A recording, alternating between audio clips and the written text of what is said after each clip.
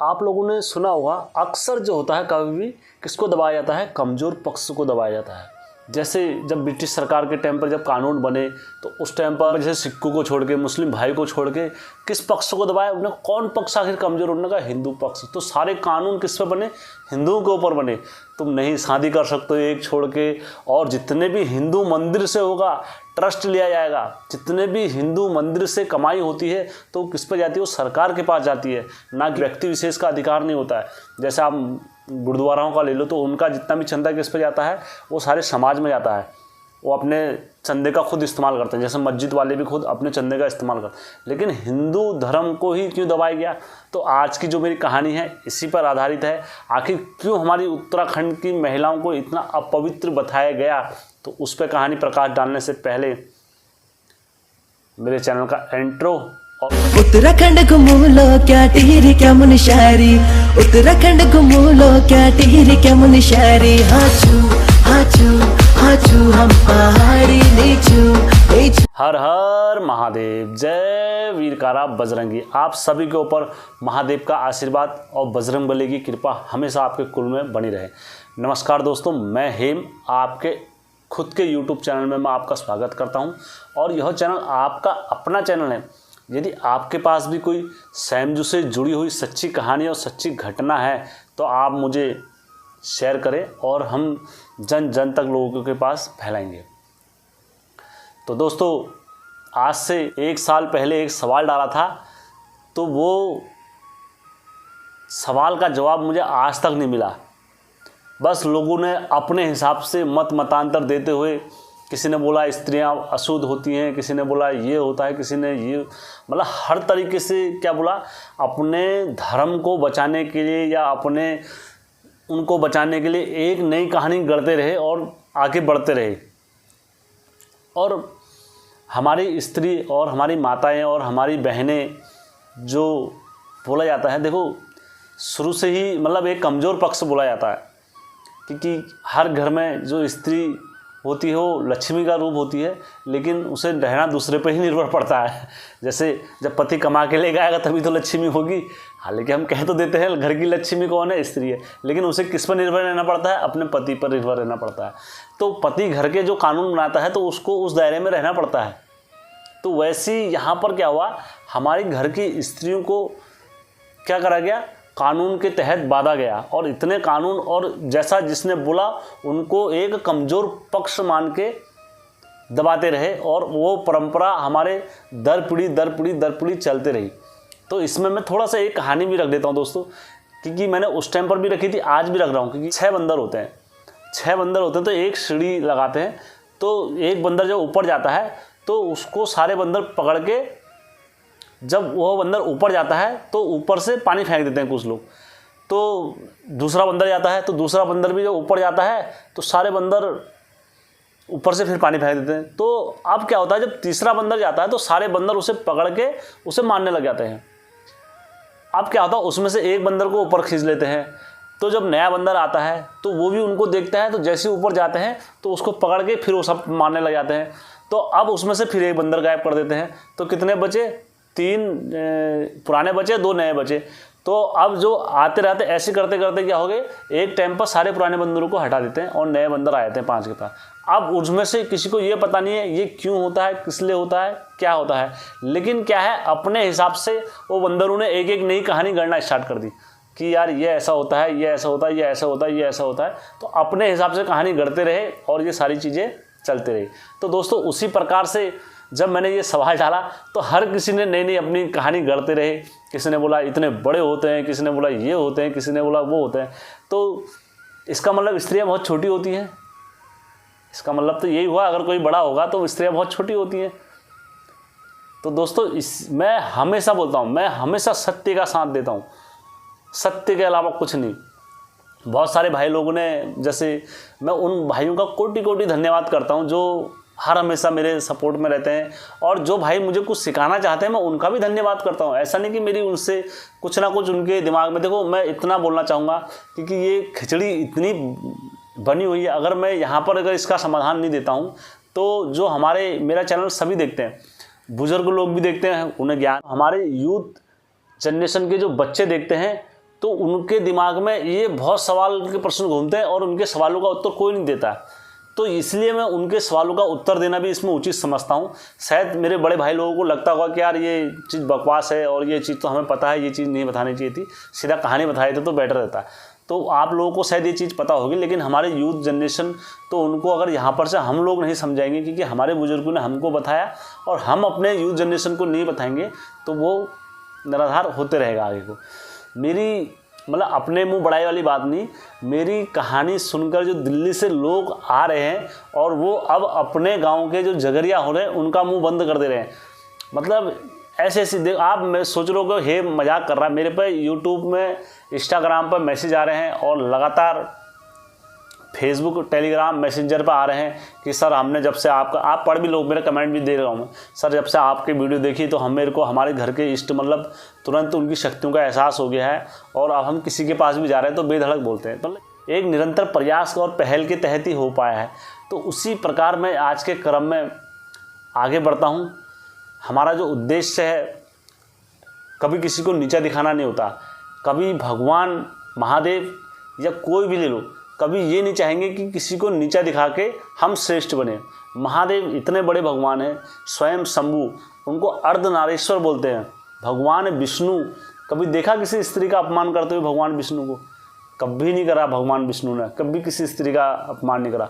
और भी लक्ष्मी को कहाँ रखता है? हमेशा हृदय में, कहते हैं लक्ष्मी का वास हमेशा हृदय में रहता है।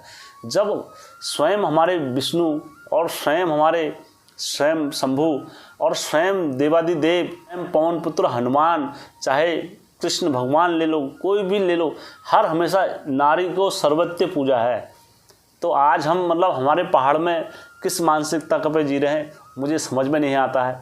हम स्त्रियों को इतना अपवित्र बता देते हैं। तो दोस्त चीज़ मैं दावे के साथ कहता हूँ, जिसे तुम कितने बड़े देवताओं की पूजा कर लो, जितने बड़े देवताओं को न चलो, जिस घर में स्त्री का सम्मान नहीं होता है वहाँ कोई देवता स्वच्छ नहीं आता है, याद रखना हमेशा। और दूसरी बात मैं आपको और बताता हूँ, देखो ज्ञान का बहुत बड़ा एक होता है ना तोड़, वो ज़रूर होना चाहिए ज्ञान हमें। हर हमेशा मैं कहता हूँ ज्ञान, अगर जिसे ज्ञान नहीं होगा उसे कुछ नहीं होगा। हमारे 4 वेदों को अगर देख ले जाए तो 4 वेदों में जो नारी है, नारी सर्वत्र पूज्य, मतलब नारी को सर्वश्रेष्ठ रखा गया है पूजने के लिए। नारी सर्वोच्च, मतलब नारी का सम्मान, नारी की पूजा, सब कुछ। देखो अब आप कह रहोगे हे मिथ्या बोल रहा है, ये बातें मिथ्या हैं। नहीं, कभी मिथ्या नहीं हो सकती है। आप वेदों में पढ़ो, नारी सर्वत्र पूजन है, ठीक है। दूसरी बात मैं आपको फिर उदाहरण दे रहा हूँ। रावण क्या था? 4 वेदों का ज्ञाता था, जिसको पूरे 4 वेदों का ज्ञान था रावण को। अब कोई इस चीज़ को माने या ना माने, तो रावण जो था 4 वेदों का ज्ञाता था। अब रावण को क्या बोलते हैं, जब 4 वेद का ज्ञान था, उसने 4 के वेद, चार वेद रटे हुए थे। बोला जाता है 4 वेद का पूरा ज्ञाता पूरा रावण था, ये बोला जाता है। रावण ने सीता माता को कितने वर्ष अपने वहाँ रखा? बहुत वर्षों तक रखा यार। 14 वर्ष के वनवास में, मतलब माता सीता राम जी के साथ मतलब 1-2 वर्ष ही रही होगी, उसके बाद सीता हरण हो गया था। तो उसके बाद माता सीता को उन्होंने अपने महल से अलग रखा और माता सीता पर कभी अपनी परछाई भी नहीं पड़ने दी, क्योंकि वेदों का ज्ञान जिसको होगा वो कभी नारी का अपमान नहीं करता। जैसे करेगा वैसे फलेगा भगवान, ये है गीता का ज्ञान, ये है गीता। लोग अपने मनगढ़ंत से कोई नई कहानी इसमें जोड़ देते हैं। जैसे कोई बोलते हैं कुमेर की पत्नी के साथ ऐसा करा तो उनको श्राप मिला, ये मिला, वो मिला। नहीं, 4 वेदों का ज्ञान होना बहुत ज़रूरी कोई चीज़ के लिए। अब मैं दूसरे शख्स पे ले आता हूँ। रामायण में जो हनुमान जी थे वो रामायण के दूसरे ऐसे पात्र हैं जिनको 4 वेदों का पूरा ज्ञान था रामायण में।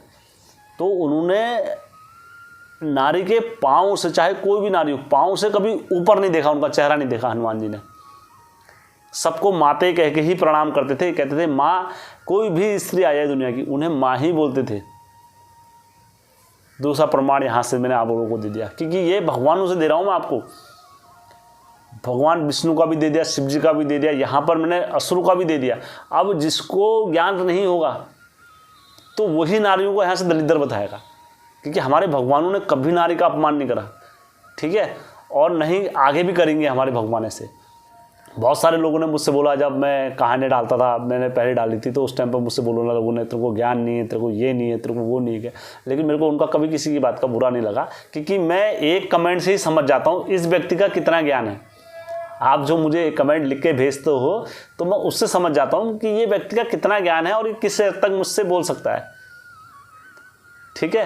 तो मैं उसी पर आधारित आपको कहानी दूंगा आज की। अब दूसरी बात, ज्ञान तो यहाँ से उसका समझ जाते हैं, लेकिन और मैं बहुत सारे लोग मुझसे पूछते हैं कि सर इसका मतलब बता दीजिए, इसका मतलब ये होता है। कोई बोलते हैं गगनाथ जोगी हमें कहानी दे दीजिए, कोई बोलता है अरे दे। मैं आपको बता रहा हूँ, मैंने अपने जितने वीडियो अगर आप मेरे देख लोगे तो आप कभी पलट के वो नहीं करोगे कि हमें इसकी कहानी दे दो, क्योंकि मैंने प्रत्येक भगवान की कहानी दी हुई है अपने चैनल में, ठीक है। और आज हम उत्तराखंड में नारियों का इतना अपमान हुआ है, इतना अपमान हुआ है, जो आज हम गाड़ की गरदेवी और कालिंगा हो गई, कालिंगा डाना हो गई, ये जितनी माताओं के नाम लेते हैं, कौन है, कौन है? आप जरा ये देखो ना, ये अपमानित हुई हुई स्त्रियां ही हैं। हमारे उत्तराखंड के लोगों ने इनका इतना अपमान करा, इतना वो करा, बाद में सारे उत्तराखंड वालों ने पूजा है इनको भी। तुम्हें लग रहा होगा हेम की बातें मिथ्या हैं, ऐसे मैंने देखो कहानी डाली है माताओं की, तो उसमें मैंने बताया हुआ है किस तरीके से इनको अपमानित करा हुआ है, कितनी। और भी मेरे पास भी ऐसी बहुत सारी स्त्रियों की कहानी आ रही है लगातार। मैं समय के अभाव के कारण नहीं दे पाता हूँ कि किस तरीके से इन्हें अत्याचार करे, और तब जाके आज ये सब देवी रूप में पूजनीय है जिनके साथ अत्याचार हुए। 10-10 शादी करके लेके आए थे हमारे बुजुर्ग, फिर किसी को गाड़ के गधरे डाला, किसी को कहाँ डाला, किसी को कहाँ डाला, और उनको विद्याओं का राज पता था। किसी को 10 साल की विद्या आती थी, किसी को 50 साल की विद्या आती थी, तो उन्होंने क्या करा, विद्याओं के दम पर अपने इनको दबा दिया। हमारे जितने भी पूर्वज लोग थे इनको दबाया, किसी को 10 साल के लिए, किसी को 20 साल के लिए, किसी को 30 साल के लिए, ये विद्याएँ जानते थे। मैं हर हमेशा पहले की विद्याओं वीडियो में मैंने बोला है, और अभी की विद्याओं में वीडियो में बोल रहा हूँ मैं। तो यही सारी चीज़ें हम धीरे धीरे करके मैं बताता हूँ आपको। जब सैमजू वाली ये प्रश्न पूछा था और जब सैमजू वाला फंगा डाला था, तो मुझे लोगों की काफ़ी आलोचनाओं का सामना करना। चल भाई तुझे कुछ पता नहीं है और तू कुछ जानता नहीं है, तेरे को ये नहीं है, तेरे को वो नहीं है। मेरे को बहुत सारी आलोचनाओं का सामना करना पड़ा, लेकिन मैं उस चीज़ को समझता था, क्योंकि देखो लोगों की भावना इस हद तक जुड़ी रहती है, तो हम उस चीज़ को समझते हैं। मुझे कतई बुरा नहीं लगा, उस टाइम पर भी नहीं लगा, और आज भी कोई मुझे कुछ बोलता है तो मुझे कभी कोई चीज़ का बुरा नहीं लगता है, क्योंकि मैं समझ सकता हूँ, क्योंकि उनकी आज की आस्था नहीं है, बरसों दर पीढ़ी आस्था है। तो उस हिसाब से अगर कोई कुछ बोल देता है तो मुझे उसमें कतई बुरा नहीं लगता। लेकिन मैं इतना ज़रूर जानता हूँ कि मैं सत्य का ज्ञान करा रहा हूँ हर हमेशा। तो वैसी जब बहुत सारे गुरु ने, अब कोई जैसे मैंने इतने सारे फंगे रखे, हरजू करू के, सैमजू करू के, तो बहुत सारे लोगों ने उस टाइम पर जब बोला जाता है राजा हरिश्चंद्र जी के जब हरजू देवता पैदा हुए और ये हुए, तो कृष्ण भगवान भी परीक्षा लेने आए, कृष्ण भगवान लेने आए परीक्षा। तो उनको कौन बताए, कौन समझाए? कृष्ण भगवान जो परीक्षा लेने आए थे वो सतयुग की बात है। सतयुग में राजा हरिश्चंद्र थे, ठीक है, राजा हरिश्चंद्र थे। तो राजा हरिश्चंद्र के जब पुत्रों को मारा, तो उस टाइम पर जो उनको मारा और उनकी जो परीक्षा ली थी वो विश्वामित्र ने ली थी, और विश्वामित्र स्वयं भी, श्री कृष्ण भगवान भी आते हैं, सब देवता आते हैं, तो वो परीक्षा को, उस राशि को यहाँ पर जोड़ देते हैं। मतलब ऐसा नहीं कि हे मिथ्या बोल रहा, अगर आप इस चीज़ में जब डीपली घुसोगे तो आपको पता लग जाएगा कि कितने गुरु अपने हिसाब से कोई भी चीज़ को जोड़ के कोई भी हिसाब से बनाते हैं। ये सतयुग के टेम्पर की बात को अगर ले जाते हैं तो वहाँ से इस चीज़ को जोड़ेंगे। तो ऐसा नहीं कि हेम को कोई राशि का पता नहीं हो, हमें सारे राशियों का अंतर रहता है, लेकिन हम किसी चीज़ को आप लोगों को साझा नहीं करना चाहते। कहते हैं यार लोग, क्योंकि बहुत सारे लोगों की इसमें आस्थाएँ जुड़ी हैं, तो हम उस आस्था को लेते हुए चलते हैं। हमें सब पता रहता है कि कहाँ पर से क्या होता है। तो मैं उसी प्रकार कहानी में आगे बढ़ता हूँ। जो मेरे वीडियो थे आपको सबको जवाब मिला होगा, और जिस किसी ने अगर नहीं पता होगा तो मैंने पुराने वीडियो में सवाल पूछे हुए थे, जो सैमजू की मेरी वीडियो देखते हुए आ रहे हैं लगातार, तो वो लोग तो इस चीज़ को जानते होंगे कि मैंने लगातार सवाल ये पूछा था मैंने, और कतुरी वाली वीडियो में भी पूछा था, सब जगह पूछा था। तो बहुत सारे लोगों ने इसका जवाब वगैरह मेरे को नहीं दिया था। तो बहुत लोगों ने अपने अपने हिसाब से एक मनगढ़ंत कहानी बोलते हैं ना, जो अपने धर्म को बचाने के लिए कोई किस तरीके से नई कहानी कर देता, कोई किस तरीके से नई कहानी कर देता।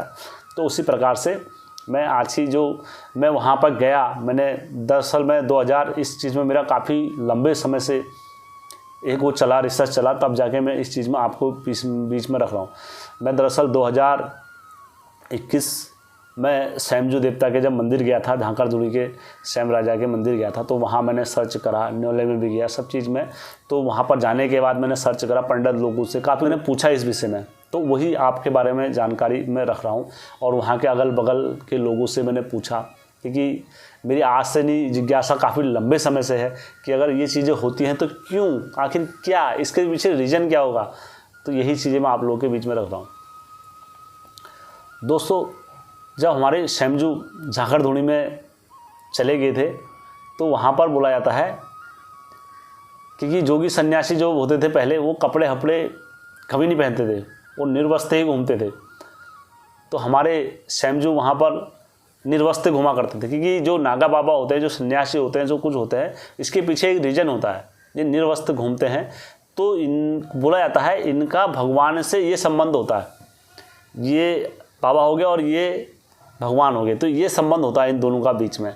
ये कुछ भी बातें करते हैं तो भगवान से सीधा डायरेक्ट करते हैं, ठीक है, और भगवान इनसे डायरेक्ट बात करते हैं। अब जब भगवान की दृष्टि हमारी ऐसे आमने सामने होगी तो हम नीचे के लोगों को नहीं देखते हैं। तो हमारे लिए नीचे के लोग क्या होते हैं, ये बिल्कुल एक सामान्य मनुष्य ही होते हैं हमारे लिए। हम इनका कोई सम्मान नहीं करते, कोई आदर नहीं करते जो बाबा लोग होते हैं। तो ये जितने सामान्य मनुष्य होते हैं तो ये इनको पूछते हैं, कहते हैं नहीं आप ही सब कुछ हो, आप ही सब कुछ हो, सब कुछ हो।